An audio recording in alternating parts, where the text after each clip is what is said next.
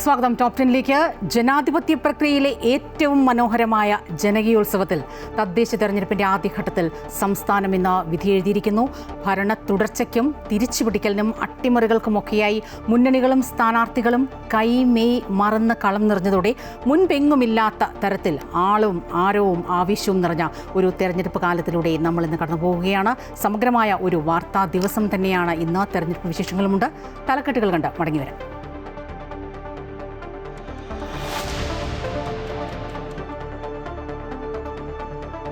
തദ്ദേശപ്പോരിൽ മിന്നും വിധിയെഴുതി തെക്കൻ കേരളം. ആദ്യഘട്ട വോട്ടെടുപ്പിൽ 70% പോളിംഗ്. ഉയർന്ന പോളിംഗ് എറണാകുളത്ത്, കുറവ് പത്തനംതിട്ടയിൽ.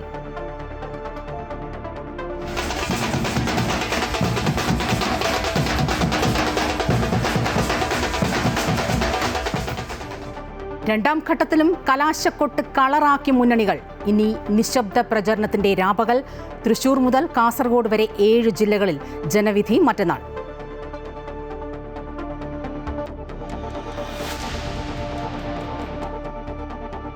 തിരഞ്ഞെടുപ്പിൽ വ്യാപകമായി കള്ളവോട്ട് നടന്നുവെന്ന് പരാതി. തിരുവനന്തപുരം മഞ്ചൂരിൽ കള്ളവോട്ട് ആരോപണം.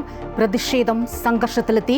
BJPക്ക് അനുകൂലമായി പ്രീപോൾ സർവേ ഫലം പരസ്യപ്പെടുത്തിയ തിരുവനന്തപുരത്തെ സ്ഥാനാർത്ഥി R. ശ്രീലേഖയ്ക്കെതിരെ തിരഞ്ഞെടുപ്പ് കമ്മീഷൻ സൈബർ പോലീസിൽ റിപ്പോർട്ട് ചെയ്തു.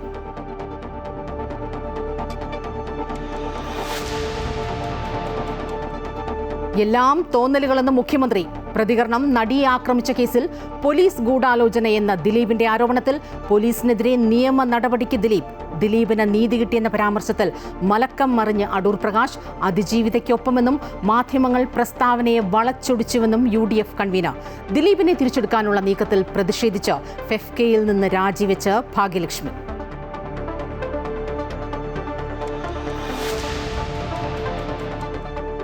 രണ്ടാഴ്ചയല്ല 2 ദിവസം മാത്രമെന്ന് സുപ്രീം കോടതി. സംസ്ഥാനത്ത് SIR നടപടികൾക്ക് 2 ദിവസം കൂടി സമയം അനുവദിച്ചു. 2 ആഴ്ചത്തേക്ക് നീട്ടണമെന്ന ആവശ്യം അംഗീകരിച്ചില്ല.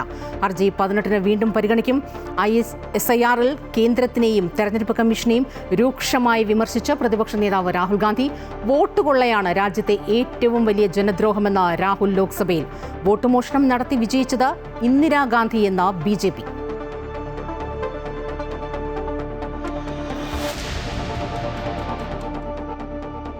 ഇൻഡിഗോയ്ക്ക് മൂക്കുകയറിട്ട് കേന്ദ്ര സർക്കാർ. വിമാന സർവീസുകൾ റദ്ദാക്കിയതിൽ നടപടി. 5% സർവീസുകൾ മറ്റ് കമ്പനികൾക്ക് നൽകി. ജനങ്ങളുടെ ബുദ്ധിമുട്ട് പരിഹരിക്കാനുള്ള ഇടപെടൽ നടത്തണമെന്ന പ്രധാനമന്ത്രി നരേന്ദ്രമോദി. സർവീസുകൾ സ്ഥിരത കൈവരിച്ചുവെന്ന് ഇൻഡിഗോ.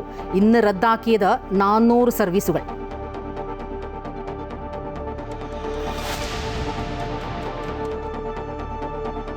ദൈവത്തിന്റെ അക്കൗണ്ട് സഹകരണ ബാങ്കിലോ? മലബാർ ദേവസ്വം ബോർഡിന് കീഴിലെ ക്ഷേത്രങ്ങളിലെ കോടിക്കണക്കിന് രൂപ സഹകരണ ബാങ്കുകളിലും സൊസൈറ്റികളിലും നിക്ഷേപിച്ചതായി ആരോപണം. തിരുനെല്ലി, മാനന്തവാടി സഹകരണ ബാങ്കുകളിൽ നിക്ഷേപിച്ച തുക കോടതി വിധി പ്രകാരം തിരിച്ചു നൽകി.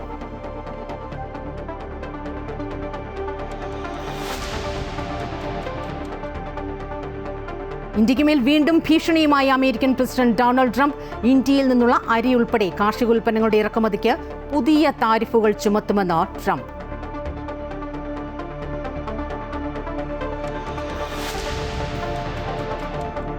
ദക്ഷിണാഫ്രിക്കയ്ക്കെതിരായ ആദ്യ T20യിൽ പിടിമുറുക്കി ഇന്ത്യ. 176 റൺസ് വിജയലക്ഷ്യവുമായി ഇറങ്ങിയ ദക്ഷിണാഫ്രിക്ക 9-ന് 73 റൺസ് എന്ന നിലയിൽ.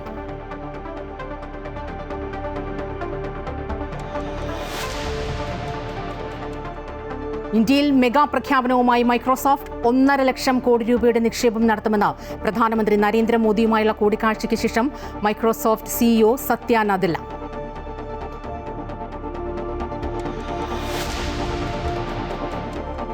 സ്റ്റോറി ഓഫ് ദ ഡേ: ക്രിസ്മസിനെ വരവേൽക്കാൻ പരിസ്ഥിതി സൗഹൃദ ക്രിസ്മസ് ട്രീ. വിശദമായ റിപ്പോർട്ടുകളിലേക്കാണ്. യഥാർത്ഥ അധികാര വികേന്ദ്രീകരണവും ശാക്തീകരണവും ഒരുപോലെ നടക്കുന്ന തദ്ദേശ തെരഞ്ഞെടുപ്പ്. വികസനം മുതൽ അഴിമതി വരെ പല തലങ്ങളിൽ ചർച്ചയാക്കി 1 മാസത്തോളം നീണ്ട കാടടച്ച പ്രചരണം. ഒന്നാം ഘട്ടത്തിൽ തിരുവനന്തപുരം മുതൽ എറണാകുളം വരെയുള്ള 7 ജില്ലകളിൽ 70.9% മികച്ച പോളിംഗാണ് ആദ്യഘട്ടത്തിൽ പ്രാഥമിക നിഗമനത്തിൽ രേഖപ്പെടുത്തുന്നത്. ഏറ്റവും കൂടുതൽ പോളിംഗ് എറണാകുളത്താണ്, കുറവ് പത്തനംതിട്ടയിലും. ഇടുക്കി വട്ടവടയിൽ LDF BJP പ്രവർത്തകർ തമ്മിൽ ഏറ്റുമുട്ടിയതിന് പിന്നാലെ നാളെ വട്ടവട പഞ്ചായത്തിൽ BJP ഹർത്താലിന് ആഹ്വാനം ചെയ്തിട്ടുണ്ട്. വളരെ ഒറ്റപ്പെട്ട ചില അക്രമ സംഭവങ്ങൾ റിപ്പോർട്ട് ചെയ്യപ്പെട്ടു എന്നതിനപ്പുറം സമാധാനപരമായിട്ടായിരുന്നു വോട്ടെടുപ്പ്. തദ്ദേശ തെരഞ്ഞെടുപ്പിന്റെ ഒന്നാം ഘട്ടത്തിൽ ഏറ്റവും കൂടുതൽ പോളിംഗ് രേഖപ്പെടുത്തിയത് എറണാകുളം ജില്ലയിലാണ്. 74.55%. കഴിഞ്ഞ തവണ 77.28% ആകെ പോളിംഗ്. കൊച്ചി കോർപ്പറേഷനിൽ 61.17% പോളിംഗ് രേഖപ്പെടുത്തി. നഗരസഭകളിൽ ഉയർന്ന പോളിംഗ് മൂവാറ്റുപുഴയിലും കുറവ് തൃക്കാക്കരയിലുമാണ് രേഖപ്പെടുത്തിയത്. പത്തനംതിട്ടയിലാണ് ഏറ്റവും കുറവ് പോളിംഗ്, 66.78%. കഴിഞ്ഞ തവണ 75.9% പോളിംഗ്. ആകെ 10,62,756 വോട്ടർമാരിൽ 7,09,695 പേരാണ് വോട്ട് ചെയ്തത്. അടൂർ നഗരസഭയിൽ 64%, പത്തനംതിട്ട നഗരസഭയിൽ 67.8%, തിരുവല്ല നഗരസഭയിൽ 60.83%, പന്തളം നഗരസഭയിൽ 71.28% വോട്ട് രേഖപ്പെടുത്തിയത്. തിരുവനന്തപുരം ജില്ലയിൽ 67.42% പോളിംഗ് രേഖപ്പെടുത്തി. 19,63,684 പേരാണ് വോട്ട് രേഖപ്പെടുത്തിയത്. കോർപ്പറേഷനിൽ 58.24% പോളിംഗ് രേഖപ്പെടുത്തി. മുനിസിപ്പാലിറ്റിയിൽ നെയ്യാറ്റിൻകരയാണ് കൂടുതൽ പോളിംഗ്, 70.36%. വർക്കല മുനിസിപ്പാലിറ്റിയിലാണ് കുറവ് രേഖപ്പെടുത്തിയത്. കോർപ്പറേഷനിലെ വിഴിഞ്ഞം വാർഡിലെ സ്ഥാനാർത്ഥിയുടെ മരണത്തെ തുടർന്ന് വാർഡിലെ വോട്ടെടുപ്പ് മാറ്റിവെച്ചിട്ടുണ്ട്. പുതുക്കിയ തീയതി പിന്നീട് പ്രഖ്യാപിക്കും. കൊല്ലത്ത് 70.3% പോളിംഗ്. ആകെ 22,71,343 വോട്ടർമാരുള്ള ജില്ലയിൽ 15,96,711 പേരാണ് വോട്ട് രേഖപ്പെടുത്തിയത്. കഴിഞ്ഞ തവണത്തേക്കാൾ 5.65% വോട്ടിന്റെ കുറവാണ് ഇത്തവണ ഉണ്ടായത്. കൊല്ലം കോർപ്പറേഷൻ പരിധിയിലും 2.96% വോട്ടിന്റെ കുറവുണ്ടായി. പരവൂർ, പുനലൂർ, കരുനാഗപ്പള്ളി, കൊട്ടാരക്കര എന്നിങ്ങനെ 4 മുനിസിപ്പാലിറ്റിയിൽ കരുനാഗപ്പള്ളിയിലാണ് ഏറ്റവും കൂടുതൽ പോളിംഗ് നടന്നത്. ആലപ്പുഴ ജില്ലയിൽ 73.76% പോളിംഗ് രേഖപ്പെടുത്തി. നിലവിൽ 13,29,475 പേരാണ് വോട്ട് രേഖപ്പെടുത്തിയത്. കഴിഞ്ഞ തവണ ജില്ലയിൽ 74% പോളിംഗാണ് ഉണ്ടായത്. ഇടുക്കി ജില്ലയിൽ 70.2% പോളിംഗ്. കഴിഞ്ഞ തവണത്തേക്കാൾ 6% കുറവാണ്. തൊടുപുഴ നഗരസഭയിൽ 77.36%, കട്ടപ്പനയിൽ 69.56% പോളിംഗ് രേഖപ്പെടുത്തി.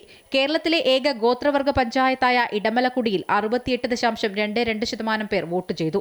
ഇവിടെയാകെ 1,803 വോട്ടർമാരാണുള്ളത്. കോട്ടയം ജില്ലയിൽ 70.91% പോൾ ചെയ്തത്. ജില്ലയിൽ ആകെയുള്ള 16,41,176 വോട്ടർമാരിൽ 11,63,803 പേരും വോട്ട് രേഖപ്പെടുത്തി. നഗരസഭകളിൽ ഈരാറ്റുപേട്ടയിലാണ് ഏറ്റവും കൂടുതൽ പോളിംഗ്, 85.71%. കുറവ് ചങ്ങനാശ്ശേരിയിലും 68.8%.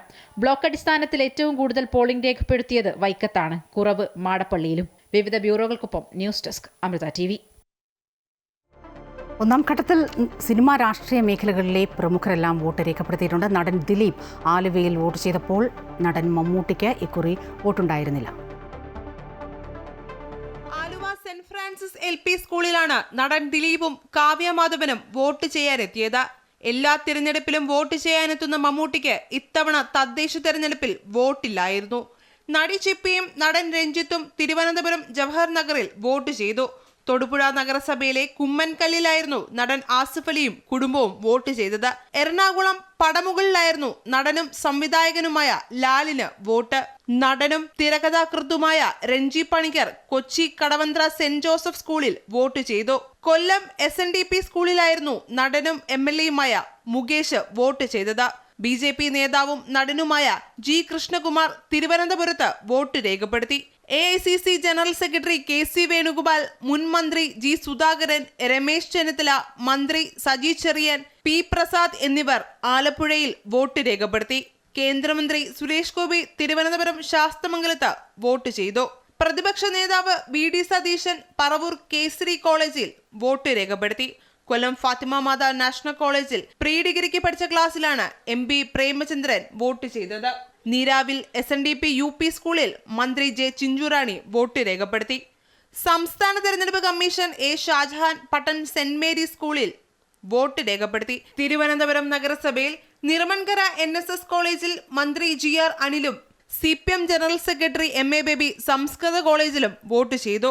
ജോസ് കെ മാണി പാല അൽഫോൺസ കോളേജ് ബൂത്തിൽ വോട്ട് ചെയ്തു. തിരുവനന്തപുരം നഗരസഭയിൽ ഫോർട്ട് വാർഡിലായിരുന്നു മന്ത്രി V ശിവൻകുട്ടിക്ക് വോട്ട്. മുതിർന്ന കോൺഗ്രസ് നേതാക്കളായ AK ആന്റണി, MM ഹസൻ തുടങ്ങിയവർ ജഗതി സ്കൂളിലും CPI സംസ്ഥാന സെക്രട്ടറി ബിനോയ് വിശ്വം വട്ടിയൂർക്കാവിലും മന്ത്രി VN വാസവൻ പാമ്പാടി MGM സ്കൂളിലും വോട്ട് രേഖപ്പെടുത്തി. വിവിധ ബ്യൂറോകൾക്കൊപ്പം അമൃത ന്യൂസ്, തിരുവനന്തപുരം. തദ്ദേശ തെരഞ്ഞെടുപ്പിലെ ഒന്നാം ഘട്ട വോട്ടിങ്ങിൻ്റെ വിശകലനങ്ങളുമായി അൺഫിൽ ഡിസൂസ ചേരുകയാണ്. അൺഫിൽ, നമുക്കറിയാം ഈ പ്രാദേശിക വിഷയങ്ങൾക്കപ്പുറം ദേശീയ രാഷ്ട്രീയം വരെ ചർച്ച ചെയ്യപ്പെട്ട ഒന്നാം ഘട്ട തെരഞ്ഞെടുപ്പ് ഇനിയുള്ള മണിക്കൂറുകൾ മൂന്ന് മുന്നണികൾക്കും ആശങ്കയുടെയും ഒപ്പം പ്രതീക്ഷയുടെയും കൂടിയാണ്. ഏത് രീതിയിൽ ജനവികാരം തങ്ങൾക്ക് അനുകൂലമാകുമെന്ന് നമുക്കറിയാം. ശബരിമല സ്വർണ്ണക്കൊള്ളയടക്കം ഇന്ന് പോളിംഗ് ദിനത്തിൽ സജീവമായി പ്രതികരണങ്ങളുണ്ടായി. ഒപ്പം ദിലീപ് വിഷയത്തിലെ അടക്കം പ്രതികരണങ്ങൾ ഇന്ന് കോൺഗ്രസിൽ നിന്ന് വന്നു. അതും ഇന്നിപ്പോൾ ശ്രദ്ധേയമായി. എങ്ങനെ വിലയിരുത്തുന്നു ഈ ഒന്നാം ഘട്ടത്തിലെ തദ്ദേശ തെരഞ്ഞെടുപ്പിൽ?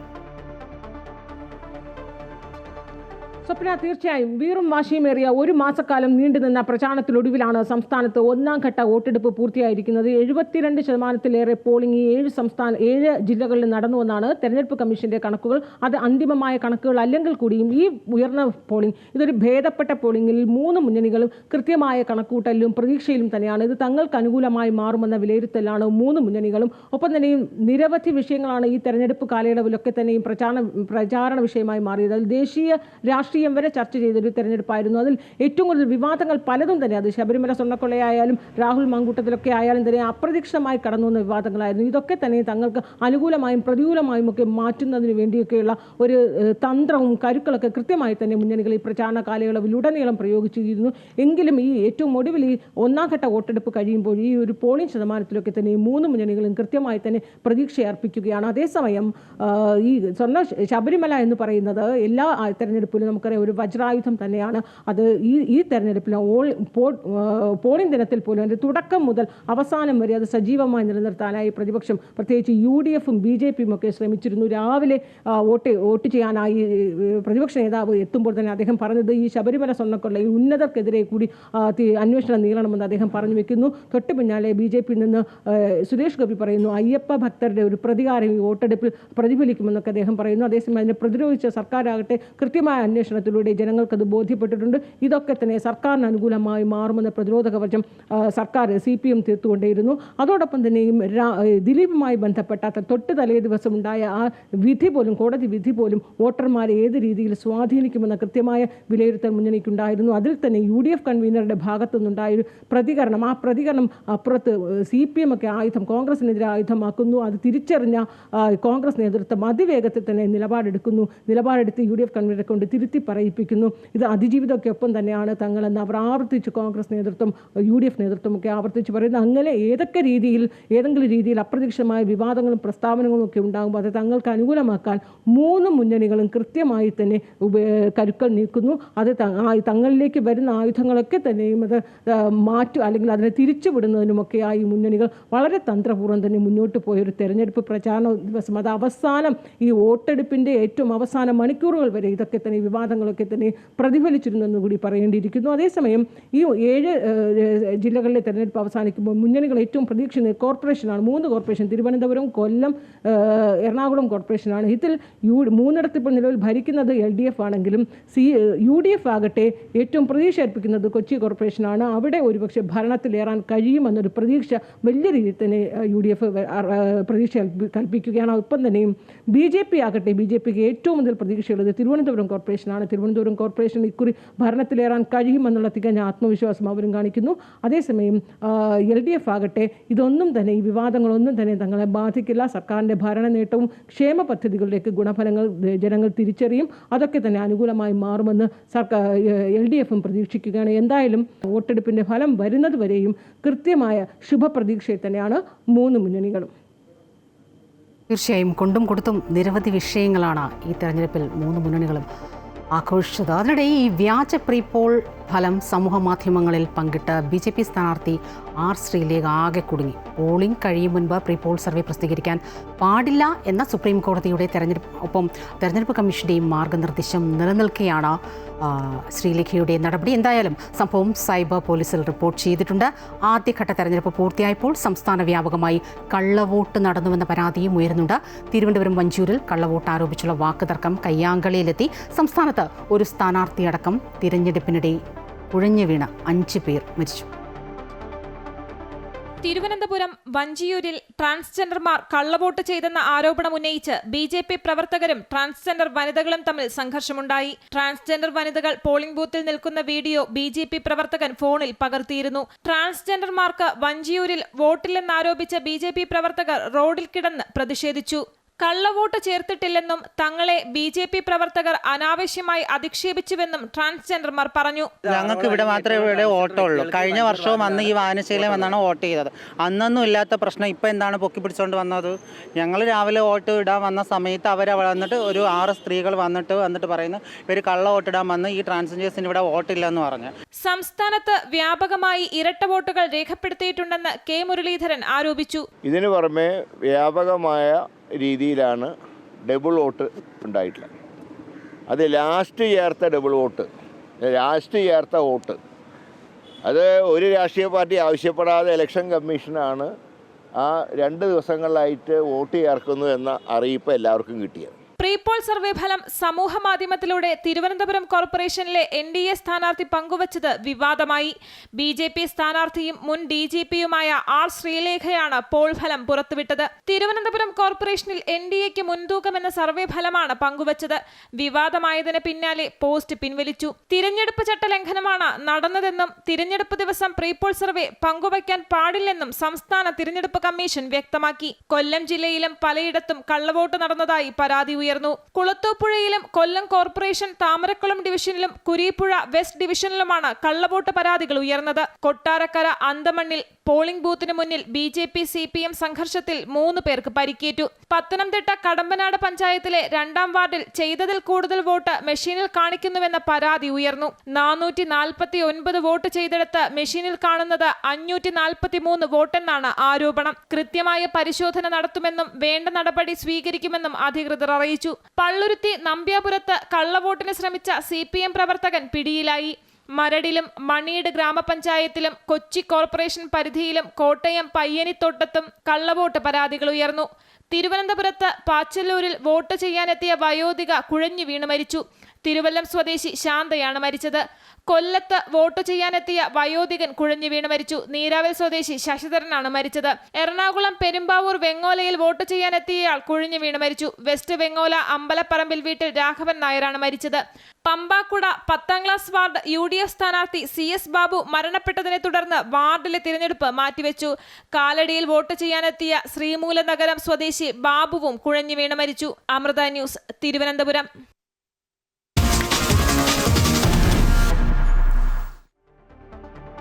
ആവേശോജ്വലമായ കലാശക്കൊട്ടോടെ വടക്കൻ ജില്ലകളിൽ പരസ്യ പ്രചാരണത്തിന് സമാപനമായിരിക്കുന്നു. ഇനി നിശബ്ദ പ്രചാരണത്തിൻ്റെ മണിക്കൂറുകൾ. ഒരു രാപ്പകൽ 7 ജില്ലകൾ, അതായത് തൃശ്ശൂർ മുതൽ കാസർഗോഡ് വരെ മറ്റന്നാൾ പോളിംഗ് ബൂത്തിലേക്ക് എത്തും.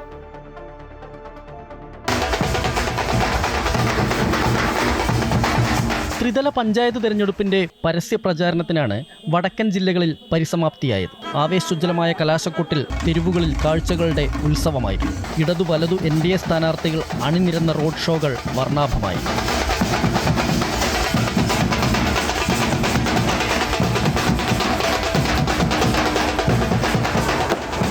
വെടിക്കെട്ടിനൊപ്പം നിറങ്ങൾ വാരി വിതറിയും മുദ്രാവാക്യങ്ങൾ വിളിച്ചും നൃത്തം ചെയ്തും കലാശക്കൊട്ടിന് അണികൾ ആവേശം പകർന്നു. കാസർഗോഡ്, കണ്ണൂർ, കോഴിക്കോട്, വയനാട്, മലപ്പുറം, പാലക്കാട്, തൃശൂർ ജില്ലകളിലാണ് പരസ്യ പ്രചാരണത്തിന് തിരശ്ശീല വീണത്.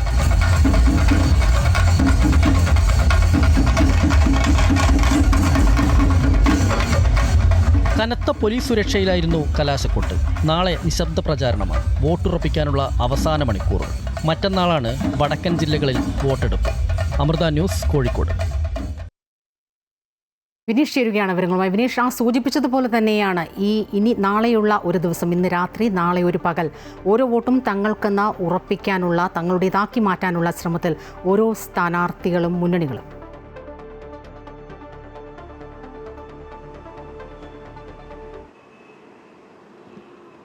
1.5 കോടിയോളം വോട്ടർമാരാണ് വടക്കൻ ജില്ലകളിൽ മറ്റന്നാൾ സമ്മതിദാനാവകാശം വിനിയോഗിക്കുക. അതിൻ്റെ അവസാനഘട്ട പ്രചാരണത്തിന് ഇന്ന് തിരശ്ശീല വീണിരിക്കുന്നു. നാളെ നിശബ്ദ പ്രചരണത്തിൻ്റെ മണിക്കൂറുകളാണ് ഇനി മുന്നിലുള്ളത്. നമുക്കറിയാം കാസർഗോഡ് മുതൽ തൃശ്ശൂർ വരെ 7 ജില്ലകളിൽ ഏകദേശം 600 ചില്ലാനം സ്ഥാപനങ്ങളിലേക്ക് വരും തിരഞ്ഞെടുപ്പ് വരാൻ. വോട്ടെടുപ്പാണ് ഉണ്ടാവുക. അതിൽ 3 കോർപ്പറേഷൻ ഉൾപ്പെടെ ആണ് ഉണ്ടാവുക. 39,000-ഓളം സ്ഥാനാർത്ഥികൾ മാത്രം ഈ ഒരു 7 ജില്ലകളിലുണ്ടാവും. 39,000 ചില്ലാനം സ്ഥാനാർത്ഥികളുണ്ടാവും.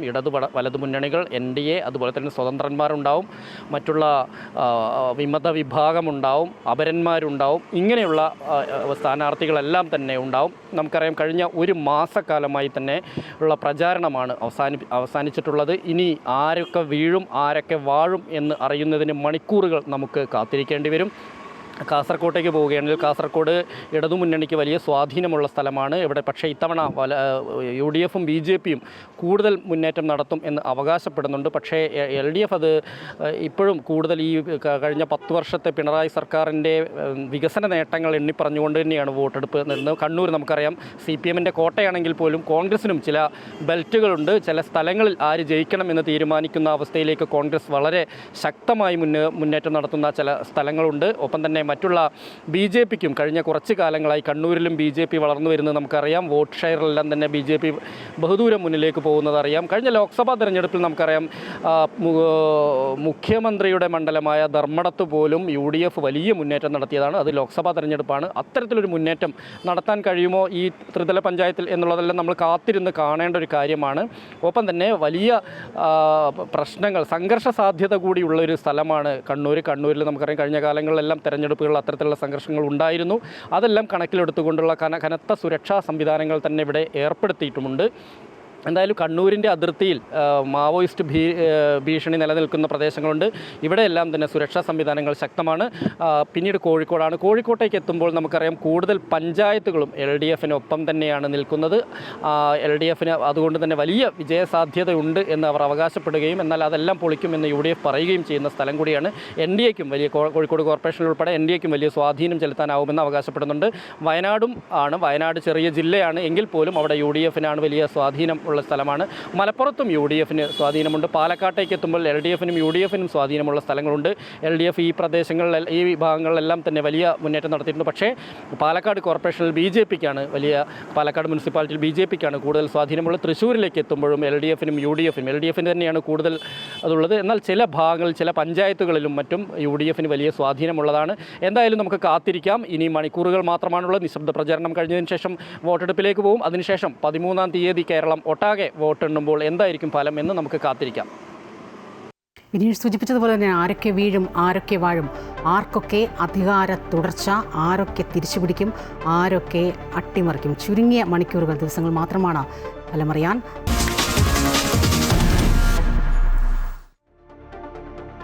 കോടതി കുറ്റവിമുക്തനാക്കിയതോടെ മലയാള സിനിമാ മേഖലയിൽ വീണ്ടും ഒരു പവർ പോയിന്റായി മാറുകയാണോ ദിലീപ് എന്ന താരം? താൻ വേട്ടയാടപ്പെട്ടതിനൊക്കെ പകരം വീട്ടാൻ അദ്ദേഹം ഒരുങ്ങുകയാണോ? അങ്ങനെയൊക്കെ തോന്നിപ്പിക്കുന്നതാണ് താരത്തിൻ്റെ ഏറ്റവും പുതിയ നിലപാടുകളെല്ലാം. നടിയെ ആക്രമിച്ച കേസിൽ തന്നെ പ്രതി ചേർക്കാൻ പോലീസ് നടത്തിയ ഗൂഢാലോചന അന്വേഷിക്കണമെന്നാവശ്യപ്പെട്ട് അദ്ദേഹം പരാതി നൽകാനൊരുങ്ങുന്നു. അന്വേഷണ സംഘം മുഖ്യമന്ത്രിയെ തെറ്റിദ്ധരിപ്പിച്ചുവെന്നാണ് അദ്ദേഹം പറയുന്നത്. ഒപ്പം ഈ ഉദ്യോഗസ്ഥർ അവരുടെ നേട്ടത്തിനായി തന്നെ ബലിയാടാക്കിയെന്നും അദ്ദേഹം ആരോപിക്കുന്നു. ചില ചെറിയ സംശയങ്ങൾ നമുക്ക് ബാക്കിയാവുകയാണ്. ഇത്രയും നടീനടന്മാരുള്ള നമ്മുടെ സിനിമാ മേഖലയിൽ എന്തുകൊണ്ട് പോലീസിലെ അദ്ദേഹം പറയുന്ന ആ സോ കോൾഡ് ക്രിമിനൽസ് ദിലീപിനെ ലക്ഷ്യം വെക്കുന്നുവെന്ന്? എന്തുകൊണ്ട് പോലീസ് ഉദ്യോഗസ്ഥർക്ക് ദിലീപിനോട് ഇത്രയും വൈരാഗ്യമെന്ന്? ഇത്രയും നീചമായ ആക്രമണത്തിനിരയായ പെൺകുട്ടിയിൽ നിന്ന് എന്തുകൊണ്ട് ആ ഒരു പേര് മാത്രം തുടർച്ചയായി ഉയരുന്നുവെന്ന്? നടി ആക്രമിക്കപ്പെട്ട് 8 വർഷവും 8 മാസവും പിന്നിട്ടപ്പോഴാണ് വിചാരണ കോടതിയുടെ നിർണായകമായ വിധി പുറത്തുവന്നത്. ഗൂഢാലോചനയുടെ സൂത്രധാരൻ എന്ന ആരോപണ വിധേയനായ ദിലീപ് കുറ്റവിമുക്തനായി. ഉന്നത പോലീസ് ഉദ്യോഗസ്ഥരുടെ അറിവോടെ പോലീസ് തനിക്കെതിരെ ഗൂഢാലോചന നടത്തിയെന്ന് വിധിക്ക് ശേഷം ദിലീപ് പ്രതികരിച്ചു. കേസിൽ ആദ്യഘട്ടത്തിൽ പൾസർ സുനി അടക്കം 7 പേർ മാത്രമാണ് അറസ്റ്റിലായത്.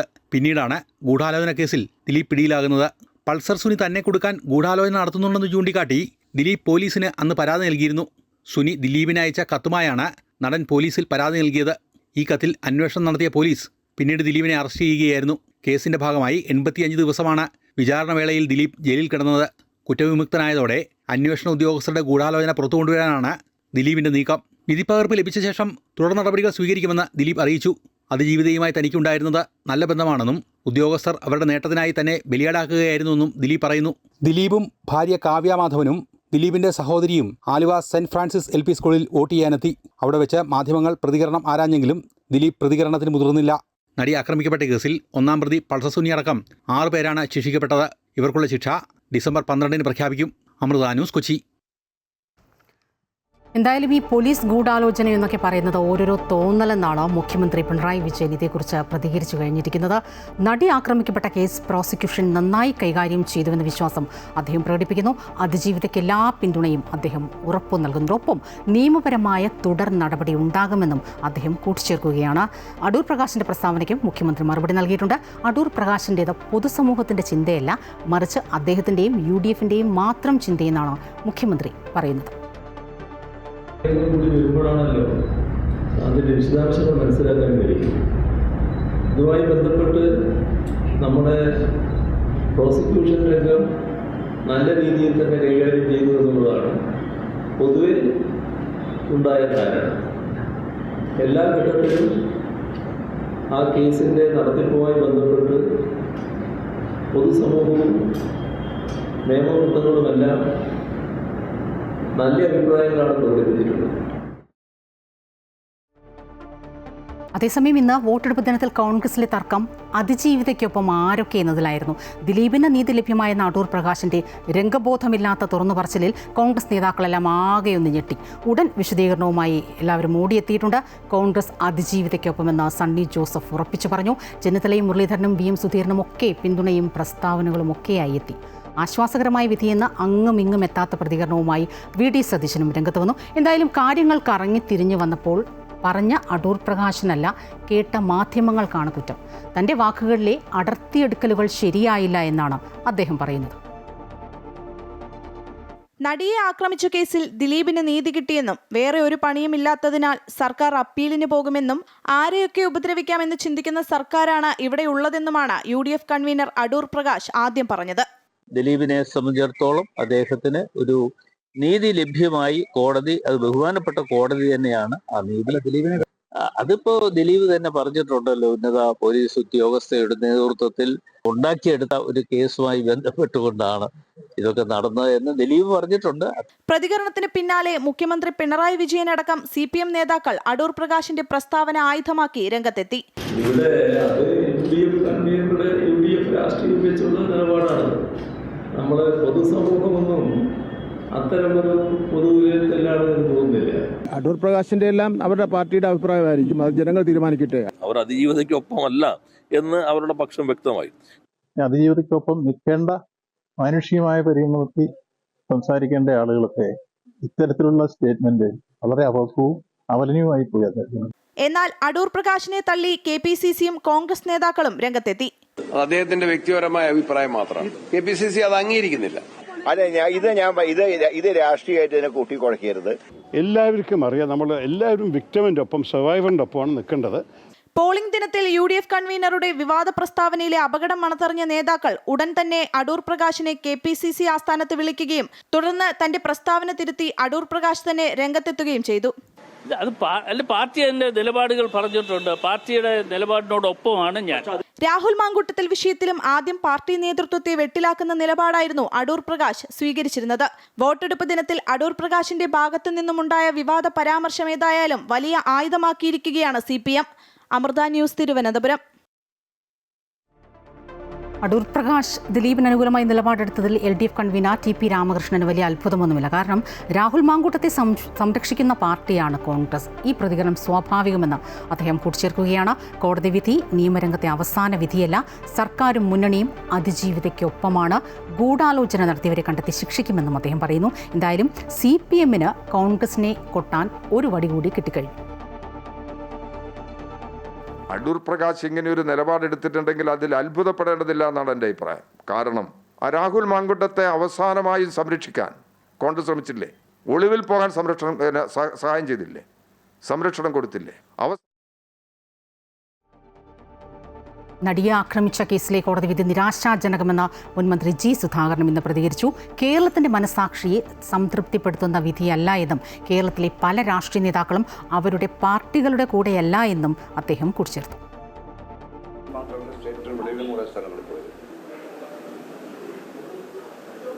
കഴിഞ്ഞ തവണത്തെ റിസൾട്ട് പഞ്ചായത്തുകളിൽ നല്ല ഭൂരിപക്ഷം പഞ്ചായത്ത് എഴുതിയിരുന്നുണ്ട്. ബ്ലോക്കിൽ അതിനേക്കാൾ കൂടുതലുണ്ട്. ജില്ലാ പഞ്ചായത്ത് 2-3 ഒഴിച്ച് ബാക്കിയെല്ലാം LDF നിയന്ത്രണത്തിലായി. ഷാനിമോൾ ഉസ്മാൻ അടക്കമുള്ള കോൺഗ്രസിലെ വനിതാ നേതാക്കളും അടൂർ പ്രകാശിന്റെ പ്രസ്താവനയെ തള്ളി ഇന്ന് രംഗത്ത് വന്നിട്ടുണ്ട്. പ്രധാനപ്പെട്ട സ്ഥാനത്തിരിക്കുന്നവർ പറയേണ്ടത് പാർട്ടി നിലപാടാണ്, വ്യക്തിപരമായ നിലപാടല്ലെന്ന് അവർ പറഞ്ഞു. അതിജീവിതയ്ക്ക് സംതൃപ്തി ഉണ്ടായില്ല എന്നും ഷാനിമോൾ കൂട്ടിച്ചേർത്തു. അത് അതിജീവിതയ്ക്കൊപ്പമാണ് കോൺഗ്രസ്. രാവിലെ തന്നെ KPCC പ്രസിഡന്റ് കോൺഗ്രസിന്റെ അഭിപ്രായവും UDFന്റെ ചെയർമാൻ കൂടിയായിട്ടുള്ള പ്രതിപക്ഷ നേതാവ് UDFന്റെ അഭിപ്രായവും അർത്ഥശങ്കയ്ക്കിടയില്ലാത്ത വിധം പറഞ്ഞിട്ടുണ്ട്. എല്ലാ കാലത്തും അതിജീവിതകൾക്കൊപ്പം നിൽക്കുന്ന ഒരു പാർട്ടി തന്നെയാണ് കോൺഗ്രസ്. കോൺഗ്രസ് ഈ കേസിലും പരിപൂർണമായിട്ടും അതിജീവിതയ്ക്കൊപ്പം തന്നെ നിലകൊള്ളുന്നു.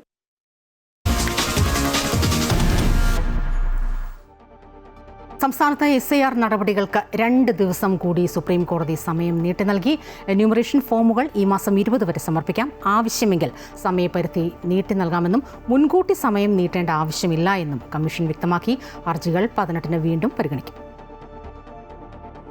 ചീഫ് ജസ്റ്റിസ് സൂര്യകാന്ത് അധ്യക്ഷനായ ബെഞ്ചാണ് കേരളത്തിലെ SIRുമായി ബന്ധപ്പെട്ട ഹർജികൾ പരിഗണിച്ചത്. 2 ആഴ്ച കൂടി സമയപരിധി നീട്ടണമെന്ന സർക്കാരിന്റെ ആവശ്യം ബെഞ്ച് അംഗീകരിച്ചില്ല.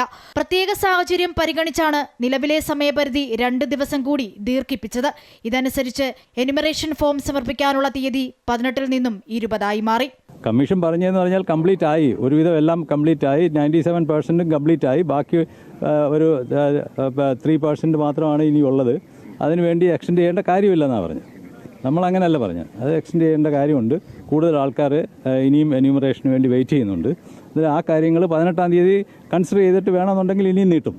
97.2% ഫോമുകൾ ഡിജിറ്റലൈസ് ചെയ്തതായി തെരഞ്ഞെടുപ്പ് കമ്മീഷൻ കോടതിയെ അറിയിച്ചു.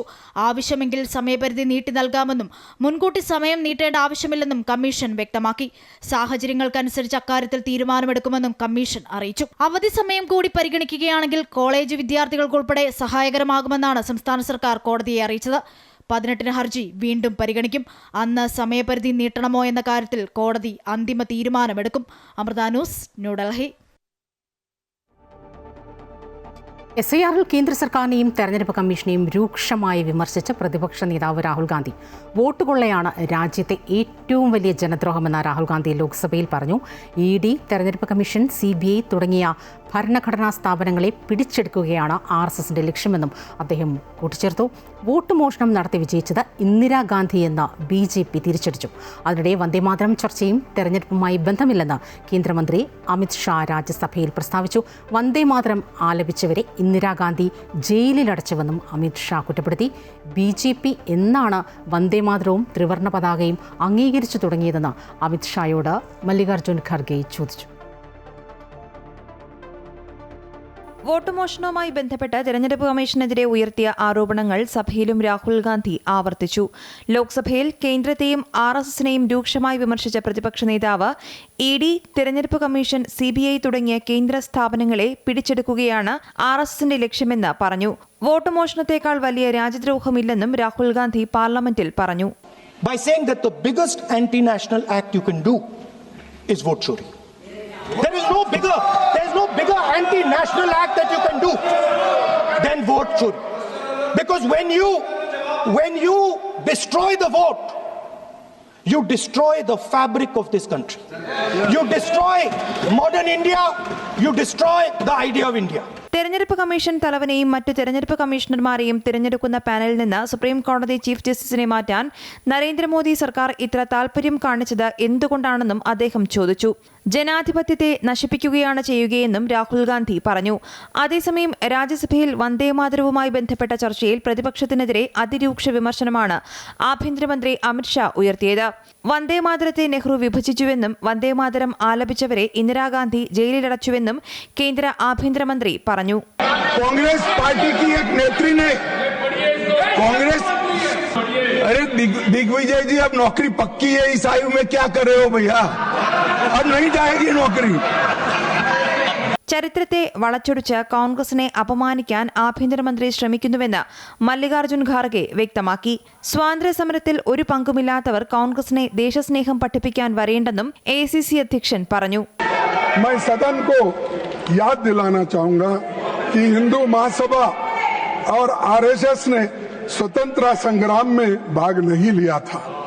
यही नहीं, उन्होंने भारत के संविधान की प्रतियां भी जला दी थी. उन्हें आपत्ति थी कि जो बाबा साहब अम्बेडकर ने संविधान बनाया था वो मनुस्मृति पर आधारित नहीं था, इसीलिए हम उसको मान्यता नहीं देंगे. Amrita news, New Delhi.